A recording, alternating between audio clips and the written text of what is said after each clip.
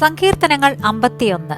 സംഗീത പ്രമാണിക്ക് ദാവീദിന്റെ ഒരു സങ്കീർത്തനം. അവൻ ബത്ശേബയുടെ അടുക്കൽ ചെന്ന ശേഷം നാഥാൻ പ്രവാചകൻ അവന്റെ അടുക്കൽ വന്നപ്പോൾ ചമച്ചത്: ദൈവമേ, നിന്റെ ദയയ്ക്ക് തക്കവണ്ണം എന്നോട് കൃപയുണ്ടാകണമേ. നിന്റെ കരുണയുടെ ബഹുത്വപ്രകാരം എന്റെ ലംഘനങ്ങളെ മായിച്ചു കളയണമേ. എന്നെ നന്നായി കഴുകി എന്റെ അകൃത്യം പോക്കേണമേ. എന്റെ പാപം നീക്കി എന്നെ വെടിപ്പാക്കേണമേ. എന്റെ ലംഘനങ്ങളെ ഞാൻ അറിയുന്നു. എന്റെ പാപം എപ്പോഴും എന്റെ മുമ്പിലിരിക്കുന്നു. നിന്നോട് തന്നെ ഞാൻ പാപം ചെയ്തു. നിനക്ക് അനിഷ്ടമായുള്ളത് ഞാൻ ചെയ്തിരിക്കുന്നു. സംസാരിക്കുമ്പോൾ നീ നീതിമാനായും വിധിക്കുമ്പോൾ നിർമ്മലനായും ഇരിക്കേണ്ടതിന് തന്നെ. ഇതാ, ഞാൻ അകൃത്യത്തിൽ ഉരുവായി. പാപത്തിൽ എന്റെ അമ്മ എന്നെ ഗർഭം ധരിച്ചു. അന്തർഭാഗത്തിലെ സത്യമല്ലോ നീ ഇച്ഛിക്കുന്നത്. അന്തരംഗത്തിൽ എന്നെ ജ്ഞാനം ഗ്രഹിപ്പിക്കണമേ. ഞാൻ നിർമ്മലനാകേണ്ടതിന് ഈ സോപ്പ് കൊണ്ട് എന്നെ ശുദ്ധീകരിക്കണമേ.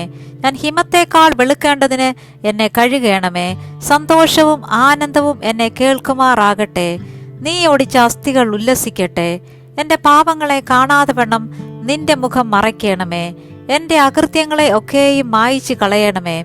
ദൈവമേ, നിർമ്മലമായൊരു ഹൃദയം എന്നിൽ സൃഷ്ടിച്ച് സ്ഥിരമായൊരാത്മാവിനെ എന്നിൽ പുതുക്കണമേ. നിന്റെ സന്നിധിയിൽ നിന്ന് എന്നെ തള്ളിക്കളയരുതേ. നിന്റെ പരിശുദ്ധാത്മാവിനെ എന്നിൽ നിന്ന് എടുക്കുകയുമരുതേ. നിന്റെ രക്ഷയുടെ സന്തോഷം എനിക്ക് തിരികെ തരയണമേ. മനസ്സൊരുക്കമുള്ള ആത്മാവിനാൽ എന്നെ താങ്ങണമേ. അപ്പോൾ ഞാൻ അതിക്രമക്കാരോട് നിന്റെ വഴികളെ ഉപദേശിക്കും. പാപികൾ നിങ്കിലേക്ക് മനം തിരിയും. എന്റെ രക്ഷയുടെ ദൈവമായ ദൈവമേ, രക്തപാതകത്തിൽ നിന്ന് എന്നെ വിടുവിക്കണമേ. എന്നാൽ എന്റെ നാവ് നിന്റെ നീതിയെ ഘോഷിക്കും. കർത്താവെ, എന്റെ അധരങ്ങളെ തുറക്കണമേ. എന്നാൽ എന്റെ വായ് നിന്റെ സ്തുതിയെ വർണ്ണിക്കും. ഹനനയാഗം നീ ഇച്ഛിക്കുന്നില്ല, അല്ലെങ്കിൽ ഞാൻ അർപ്പിക്കുമായിരുന്നു. ഹോമയാഗത്തിൽ നിനക്ക് പ്രസാദവുമില്ല.